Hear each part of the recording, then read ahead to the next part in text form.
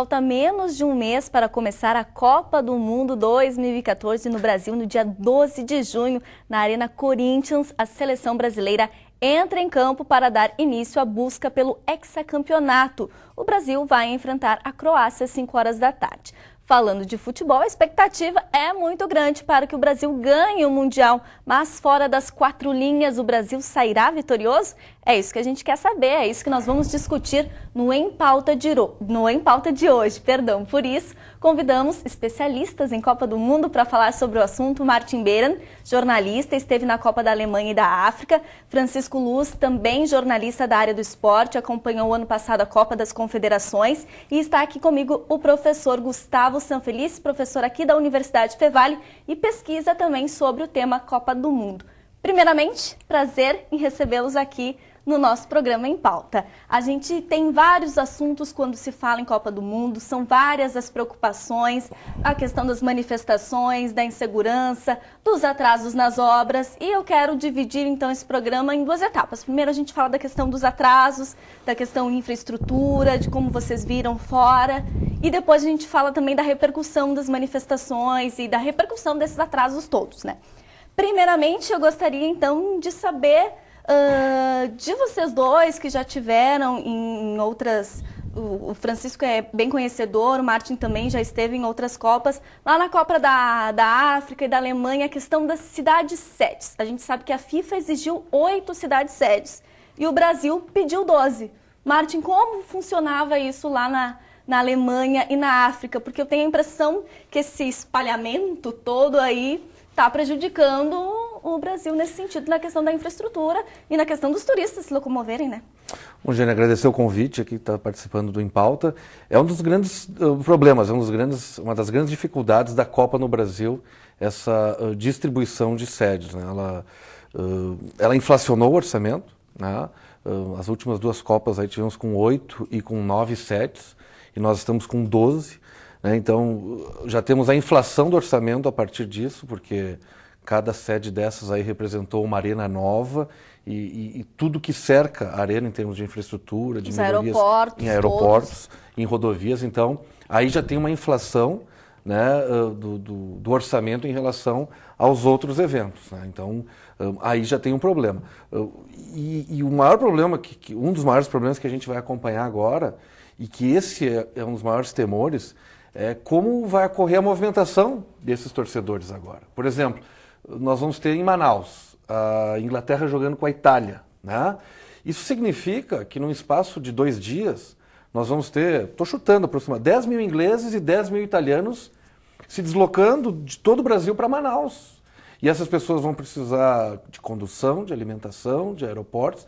Tudo isso em 2 dias, porque algumas ficam, mas outras vão voltar para suas bases, né? Então, o temor que se tem, que o Brasil passe uma imagem ruim, é na questão de como vai oferecer, né? E por isso, essa angústia muito grande de aeroportos que não acabaram, de rodovias que não ficaram prontas, né? Como nós iremos conseguir servir a estes torcedores que estarão em aeroportos permanentemente nesse período, né? E essa é uma das grandes dificuldades, né?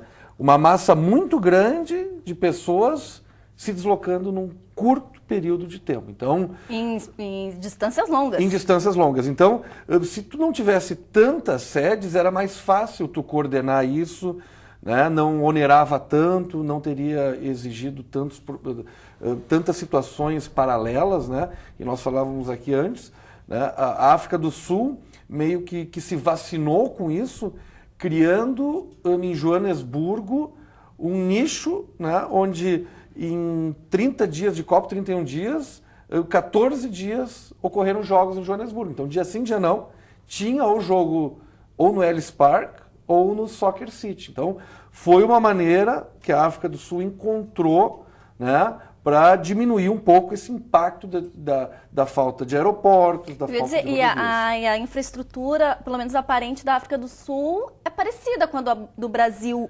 antes da Copa. A África do Sul teve problemas, né?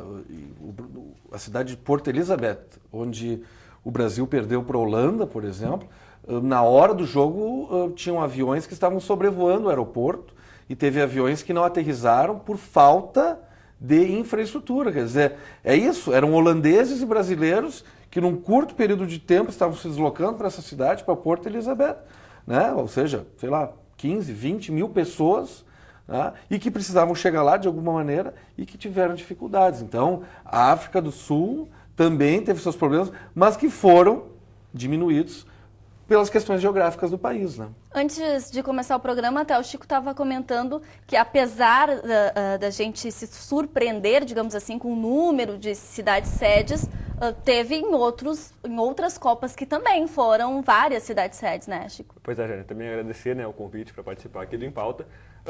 Eu entendo o que o Martin falou e concordo com ele, assim, essa coisa da questão das cidades-sedes, principalmente para o Brasil ser um país muito grande, né? A gente não tinha uma Copa num país tão grande desde os Estados Unidos, em 94, e que teve só 9 sedes, claro, com menos seleções. Naquela época era só 24 equipes, agora são 32. Mas, assim, tem que se entender algumas coisas também. Claro, parece-me absurdo pensar em 12 sedes, até porque tem dessas 12 cidades, 3 não vão ter futebol de alto nível depois. Cuiabá, Manaus e Brasília, todo mundo já sabe, né? São os principais candidatos a elefante branco da Copa. Brasília, daí tu pensa, mas é a capital do país, vale a pena ter um estádio legal. Mas Manaus e Cuiabá em si não tem muita justificativa. Só não que tem turismo também depois. Pois é, mas tem. As cidades em si tem, porque Manaus tem muito estrangeiro que vai para Manaus por causa da floresta.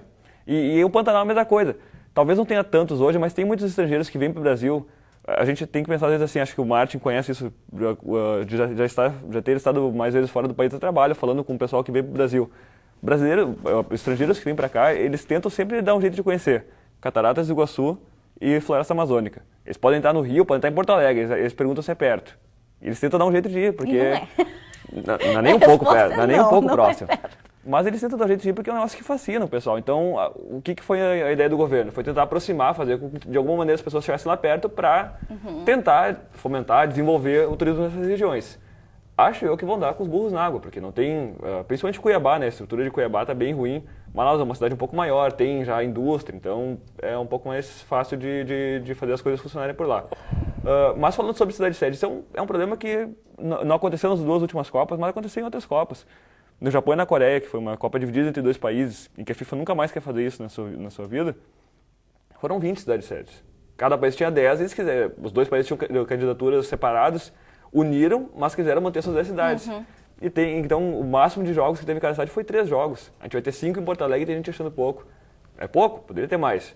Mas teve 3 jogos. Mas já ocorreu. Se é certo ou não, mas já... Ocorreu. A Copa de 82 na Espanha, que foi a primeira Copa com 24 seleções, teve 18 estádios.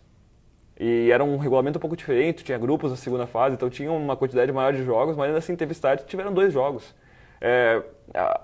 A FIFA nunca está isenta, uma Copa do Mundo nunca está isenta dessas questões assim de balancear o que um governo quer e o que a FIFA pretende. Porque assim, no final das contas, o que acontece? A FIFA vai ganhar muito dinheiro, porque eles não têm custo nenhum. O trabalho da FIFA é indicar um país sede. Aí eles vão lá e colocam, o Brasil está escolhido. Pronto, o trabalho da FIFA foi esse e depois ele fica cobrando e cobrando e cobrando. Então o país vai ter que dar um jeito, ou com a indústria privada, ou com a iniciativa privada, ou usando o dinheiro público de alguma maneira, buscar estádios, buscar cidades, buscar fazer com que turistas vão para essas cidades que daqui a pouco não são tão conhecidas. Porto Alegre hoje é um lugar assim que se o cara não vem trabalhar aqui, ninguém vai em Porto Alegre. O que o pessoal vai fazer? Um turista de fora, que vai tirar alguém dos Estados Unidos para vir em Porto Alegre? A gente está num estado sem muitos atrativos, vamos falar bem a verdade. Então, tentam aproveitar esse tipo de coisa. Mas é claro que acabou sendo feito de uma maneira muito nossa, né? Que para nós, assim, por mais que a gente fique um pouco irritado, no final das contas, com é o jeitinho brasileiro, mas para nós isso é normal. Ninguém aqui está surpreso com o que está acontecendo. Só que todo mundo esperava. Todo mundo esperava isso e acabou se confirmando. Mas o pessoal do exterior, claro que a imagem é um pouco diferente, porque até na África do Sul, por exemplo, que é um país com uma estrutura, no geral, pior do que a do Brasil, as coisas tiveram um andamento um pouco diferente.